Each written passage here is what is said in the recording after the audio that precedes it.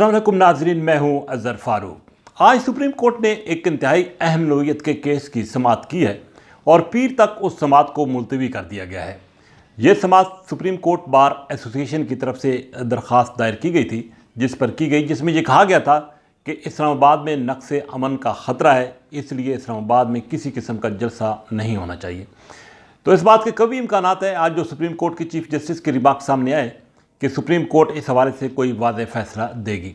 साथ ही supreme court ने यह भी वाज़ेह किया कि जो सदारती रेफरेंस आ रहा है अरकान कौमी असम्बली मुनरिफ जो हुए हैं उनकी नाअहली के हवाले से, अगर वो रेफरेंस आ जाता है तो उसको भी उसके साथ ही सुना जाएगा।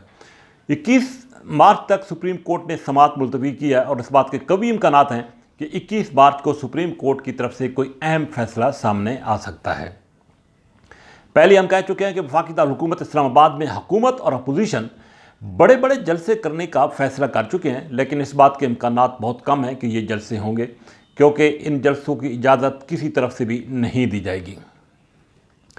दूसरी तरफ इतलात यह है कि पाकिस्तान तहरीक इंसाफ ने अपने उन 14 अरकान कौमी असम्बली को शोकाज नोटिस जारी कर दिए हैं जो कि मुनरिफ हो चुके हैं।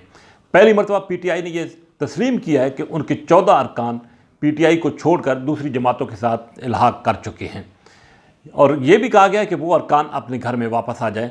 एक बात तय है कि 14 अरकान अगर PTI ने तस्लीम कर लिया है कि उसको चले गए हैं तो अददी अक्सरियत, जैसे गुज़श्ता वीडियो में मैंने कहा था कि PTI की ख़त्म हो गई है, तो वो यकीनी तौर पर कम हो गई है और ख़त्म हो गई है।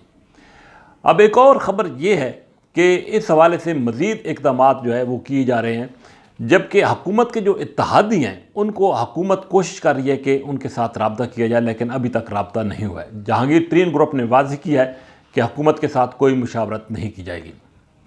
खबर यह है कि पाकिस्तान मुस्लिम लीग काफ, MQM और बलूचिस्तान अवामी पार्टी ये अपने फैसले कर चुके हैं और इनकी अनाउंसमेंट आज जो ताज़ा तरीन अपडेट है उसमें कहा गया है कि इनकी अनाउंसमेंट OIC कॉन्फ्रेंस के बाद होगी, क्योंकि OIC कॉन्फ्रेंस पर नज़रें हैं और ये इंतहाई अहमियत की हामिल कॉन्फ्रेंस है।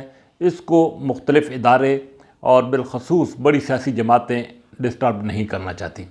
ये फ़ैसला अपोजिशन की तरफ से वाज़ेह तौर पर कहा गया है कि ये जमातें उनके हक़ में फ़ैसला देंगी। ताम मुशावरत का अमल जो है तकरीबन मुकम्मल हो चुका है और इसकी बुनियादी जो अब मामलात सामने आ रहे हैं वो ये हैं कि हुकूमत ने इन जमातों के साथ अब रब्ता कोई नहीं किया, जिसका वाज़ेह सबूत है कि ये जमातें किसी और तरफ भी जा सकती हैं।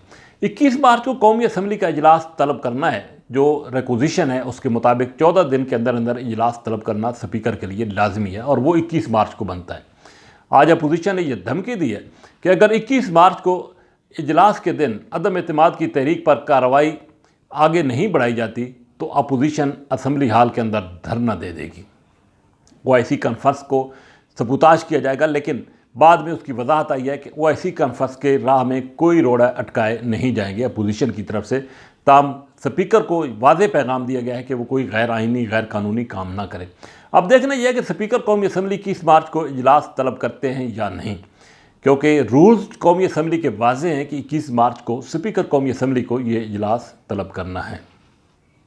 वज़ीर-ए-आज़म इमरान खान और उनके वफाकी वज़रा बदस्तूर वाज़ेह कह रहे हैं कि उनको ऐवान के अंदर किसी किस्म की कोई परेशानी नहीं है और अदम एतमाद की तहरीक नाकाम होगी। अब देखना यह है कि जब वोटिंग होगी तो उस वक्त क्या सूरत हाल सामने आती है।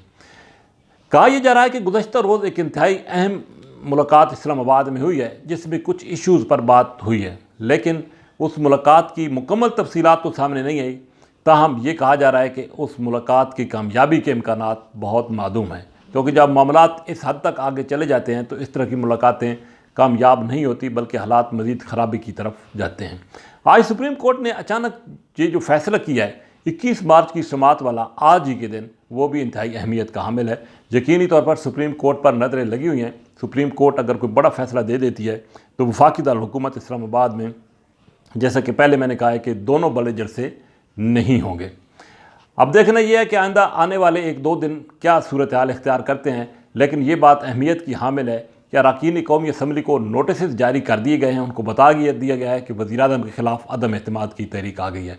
अब देखना यह है कि स्पीकर कौमी असम्बली जो कि जिनका ओहदा गैर जानिबदारी का तकाजा करता है, वो अपनी गैर जानिबदारी बरकरार रखते हैं या वज़ीर-ए-आज़म को बचाने के लिए हर वो काम करते हैं जो कि माजी में मुख्तलिफ स्पीकर कौमी असम्बली करते आए हैं।